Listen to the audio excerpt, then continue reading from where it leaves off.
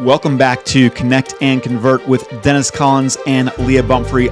I'm Paul Boomer, producer Paul Boomer, and last episode we were speaking with Mark Flaman from the Flaman Group about their family business, about their family dynamics, and succession planning. This episode we're going to be continuing that with part 2, where Mark is talking about the 3 pillars, hiring practices, and memorable marketing campaigns. I have a question regarding kind of your 3 pillars that I studied your website and I saw 3 things that kind of impressed me. Customer responsibility, achieve goals, and make things better. Those are the 3 that I found on your website. Talk to us about each one of them. What do you all mean by customer responsibility? What's your responsibility to the customer? Ultimately, we work for the customer. So we feel like we're liable and personally responsible, each one of us in the company, for the success of the customer. There are some times where there's a little bit of friction between a salesperson or a sales manager and a customer, or, that never happens. That never happens. That's and the customer is always right? But we really put a lot of emphasis on treating the customer, even if sometimes we don't think that they're right, that they are. And I can't really think, nothing comes to mind of a problem we've ever had with a customer issue that we haven't been able to solve through some sort of agreement. There's wonderful. Because we're such a diverse business, obviously we have a lot to offer. So if it's something where we're butting heads on a piece of product, then we have other avenues that we can explore in terms of, okay, well, if that didn't make sense, then maybe there's some rental credits, or and it's even little stuff. Like when I was younger, we'd have bins show up and we get a call from a truck driver that they're going to deliver an order of bins and they want to see if they can get it unloaded that night. Well, we'd stay at work, and we'd have a couple of pops, and then the truck would roll into the yard, and pretty soon, by the time it's said and done, we've got everything packed away. We're leaving the office at 9:30 p.m. I mean, that happened countless occasions, right? I mean, yeah. Sure. Yeah. So I saw too that everyone in the organization has a goal. Everyone has a mission, it sounds like. How does that work out?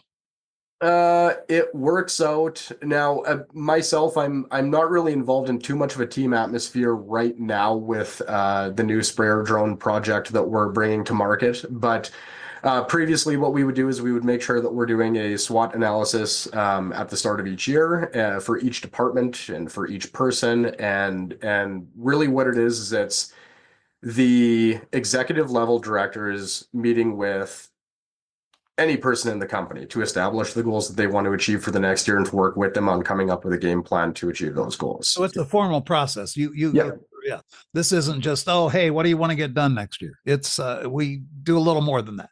No, for sure. And our HR team, they're fantastic. I mean, it's part of our employee reviews every year that, there's a large, pretty substantial form to fill out with, hey, what were you looking to achieve this year? What part about that did you not achieve? And they follow up really well. So they'll get a hold of the right manager or the right person in that hierarchical chain to follow up with that employee to make sure that, we're doing all that we can to help them continue to try and meet those goals. Hands-on and accountability. Yeah. Yes, absolutely. And the third pillar was making things better. I think you've already spoken at length about that. That's about, giving back. 100%. It's about giving back.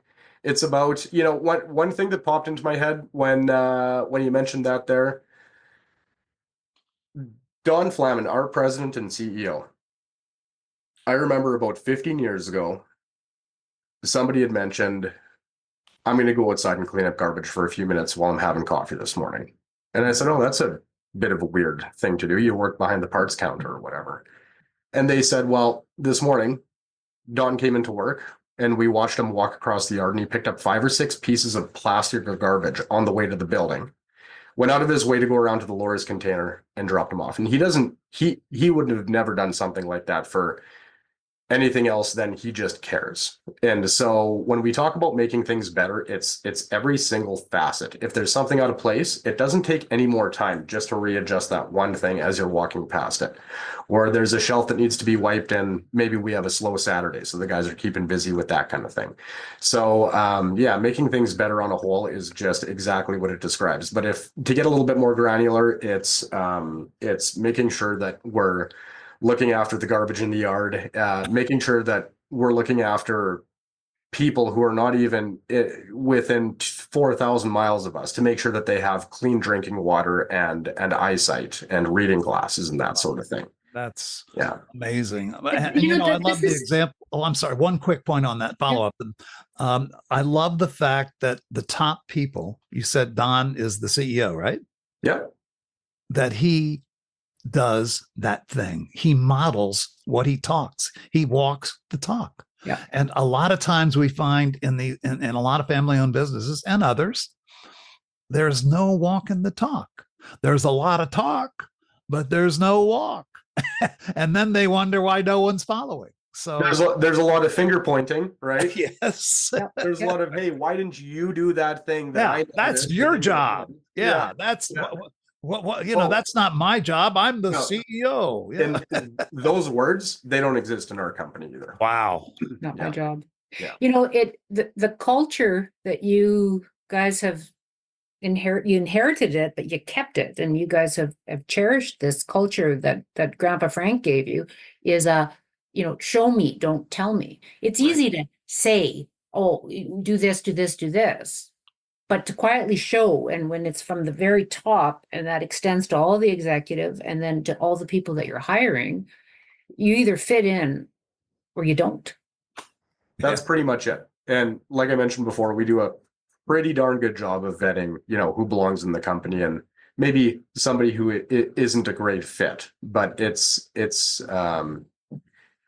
never like we're discriminating against somebody. We are absolutely everybody. And we also, everybody's got the same opportunity to grow, both outside the company and within, but we always prefer to try and push people up from within the company before we start looking at outsourcing positions. So how do you vet people when they're coming in, like when they are new to the company? What's the vetting process? That would be a pretty good question for the people who do the hiring. I'm not really involved in much of that at all, but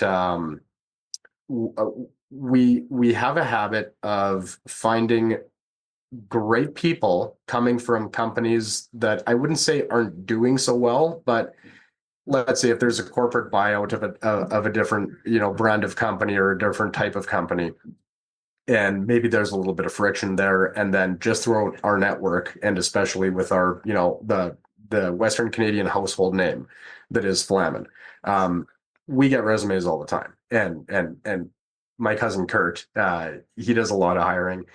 One of his questions during the interviews is, what is your opinion on lawn gnomes, on garden gnomes? And or if you were a pizza topping, what would it be? One time we hired a guy because he said his we asked him that similar, if you were a pizza topping, what would you be? And the guy says pineapple. Without even thinking about it, he says pineapple. Kurt says, why is that? He says, well, I don't know.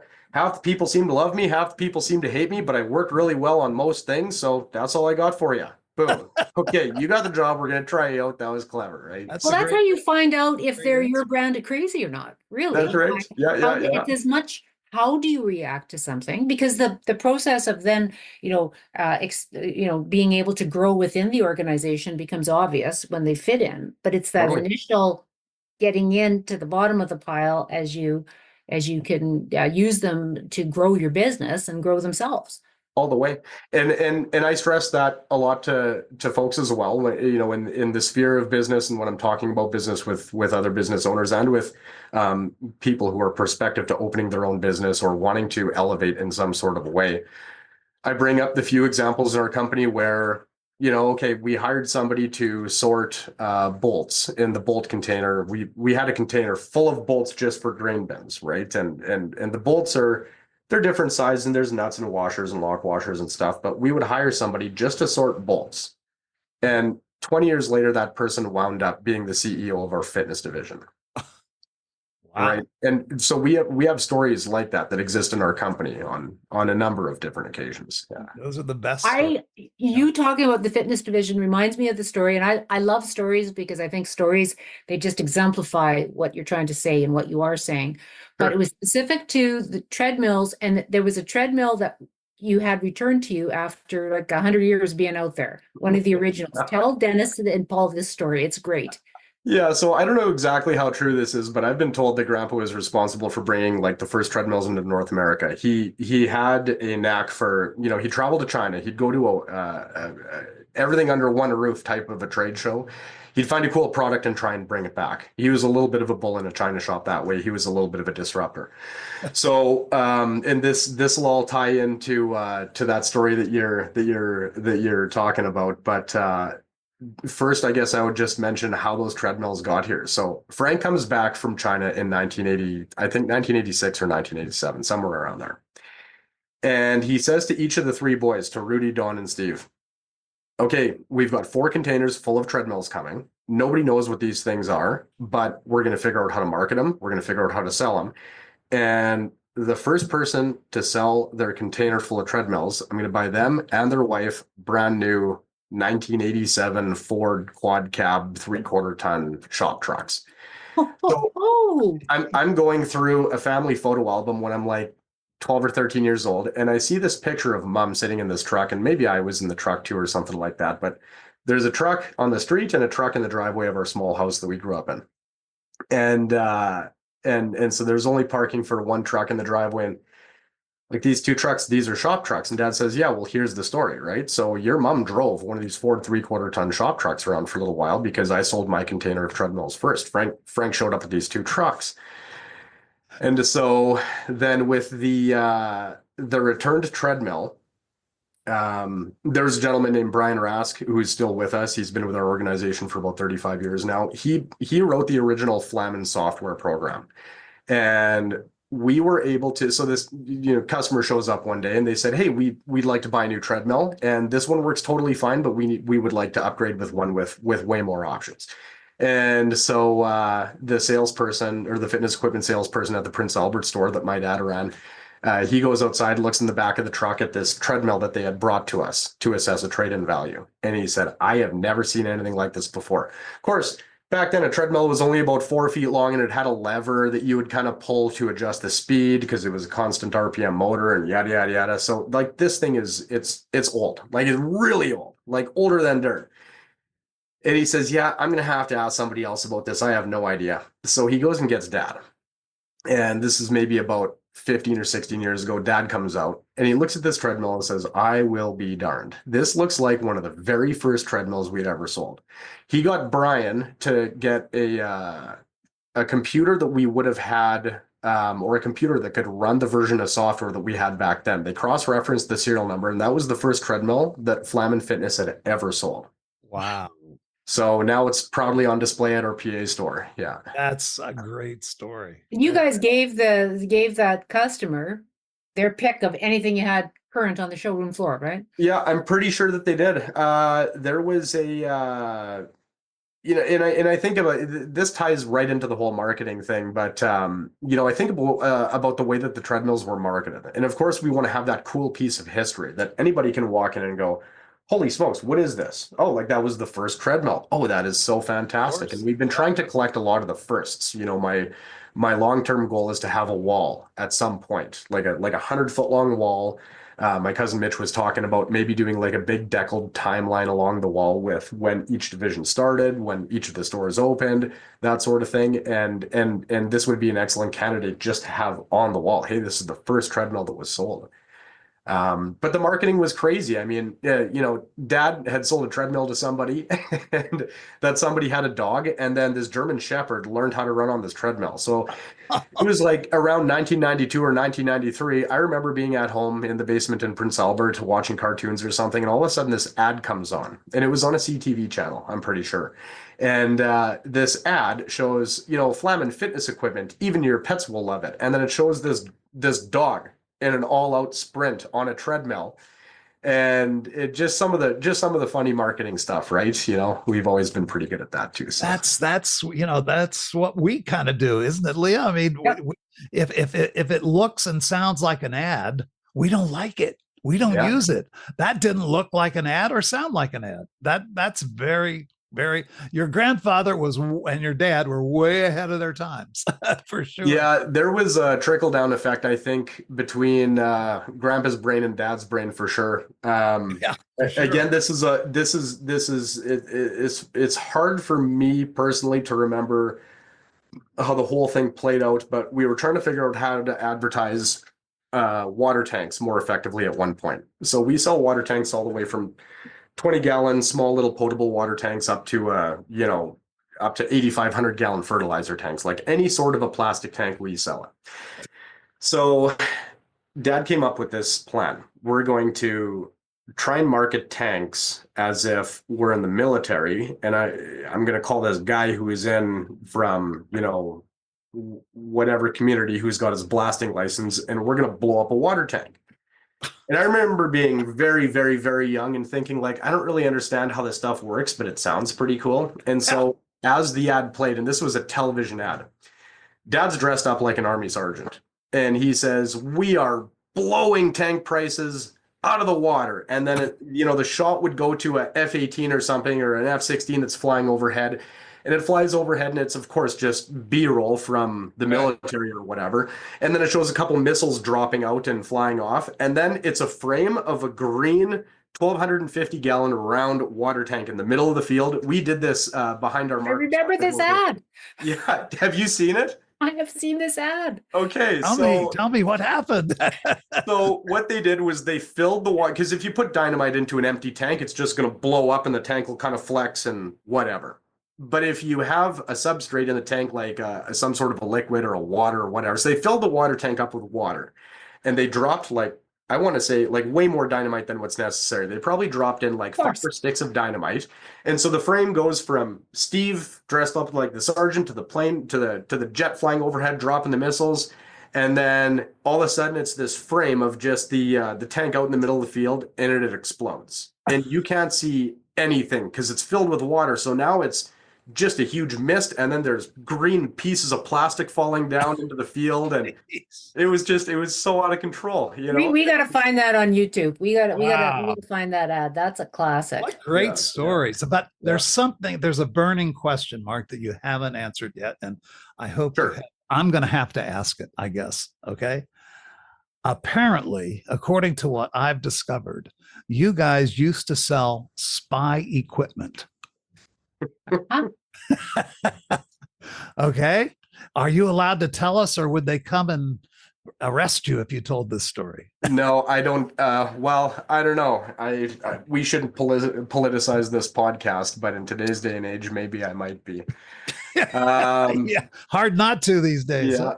So, I grew up at work with Dad. Mom was going to school to learn how to do bookkeeping and stuff for the business. So I grew up at work with Dad.